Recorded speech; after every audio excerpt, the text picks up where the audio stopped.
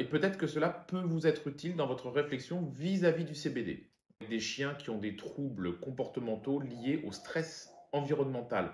On a beaucoup de chiens, notamment depuis le Covid et le confinement que nous avons eu entre nos mains dans nos programmes de pension éducation, où en fait, c'est pas vraiment des problèmes d'éducation qu'avaient les chiens. Ah, il y en avait, je vous rassure. Les chiens n'écoutaient pas beaucoup. Mais surtout, ils étaient tellement angoissés par l'environnement qui les entourait qu'ils n'étaient plus en capacité de réfléchir.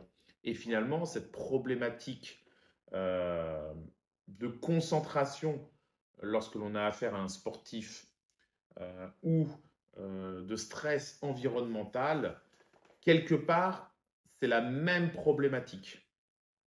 Une inquiétude, une distraction par ce qui passe autour. Et j'ai eu l'occasion de mettre au point certains protocoles avec le CBD qui ont eu un certain effet et on a obtenu certains résultats qui nous permettaient ensuite, une fois que le chien était plus relax, d'être en capacité d'apprendre.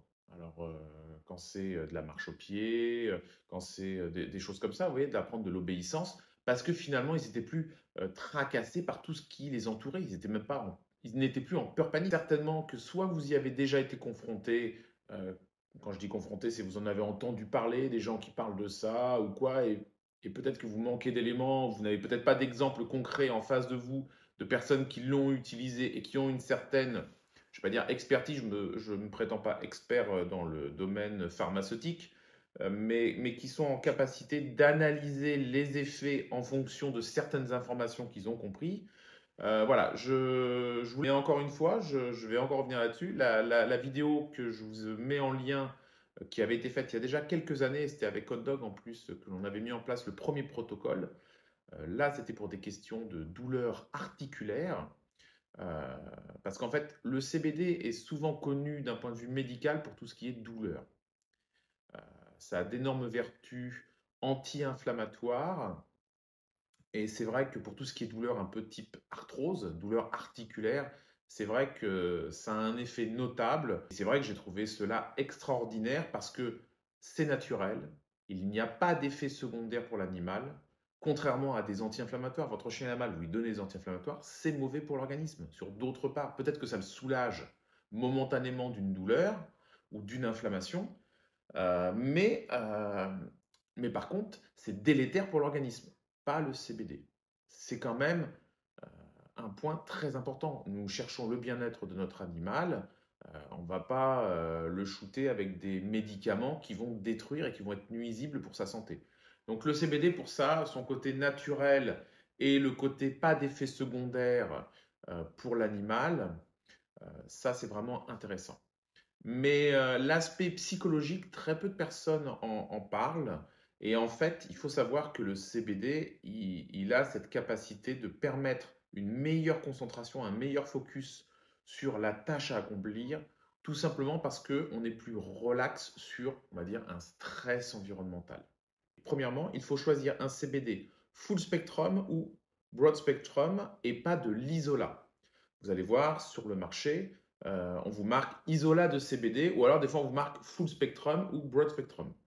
C'est quoi la différence? Eh ben, comme son nom l'indique, isola, c'est-à-dire que l'on a isolé. On a isolé la molécule de CBD. Mais dans la plante, le chanvre, cannabis en latin, vous avez d'autres molécules. Et en fait, ce qu'il faut savoir, ce qui est vraiment, c'est qu'il n'y a pas qu'une molécule qui est intéressante pour l'organisme, mais bien toutes les molécules. Et en fait, c'est cet effet d'entourage, la présence de toutes les molécules de la plante qui sont intéressantes. Et donc, c'est la raison pour laquelle je recommande d'utiliser un full spectrum, c'est-à-dire que l'on a tout, ou un broad spectrum, en fait, et en plus, regardez les concentrations. Si vous avez du 5% ou si vous avez du 25% dans votre flacon, c'est pas du tout pareil. Ça veut dire que vous en avez beaucoup plus. Donc, si vous voulez avoir, parce que ça a quand même un coût, toute cette histoire-là, quand vous mettez en place un protocole. Donc, il faut faire attention au niveau de la concentration. Moi, bien entendu, je vais vous préconiser un produit très concentré parce que justement, comme dirait l'autre, une goutte suffit et pas mettre tout un flacon pour avoir un minimum en dosage de CBD intéressant parce que sinon, ça va vous faire passer tout le flacon en fait. Idem, très souvent, les posologies notées sont des posologies passe-partout. Enfin, on est tellement sûr qu'il n'y aura pas de problème qu'en fait, les posologies qui sont préconisées, bien généralement, elles sont tellement sous-dosées que ça n'a aucun effet. Et en autres termes de qualité, outre le produit en lui-même, il y a aussi le mode de, je vais pas dire de fabrication, mais en fait, si, de fabrication du produit. C'est une étape, on va dire, pour que le CBD soit utilisable par l'organisme. Il existe des procédés à froid, moins de 70 degrés, ou des procédés à chaud, plus de 70 degrés. En fait, ça détruit, ça dénature les molécules. Donc, vous avez un produit dégradé que vous allez donner à votre animal. Privilégié, si c'est indiqué sur le flacon,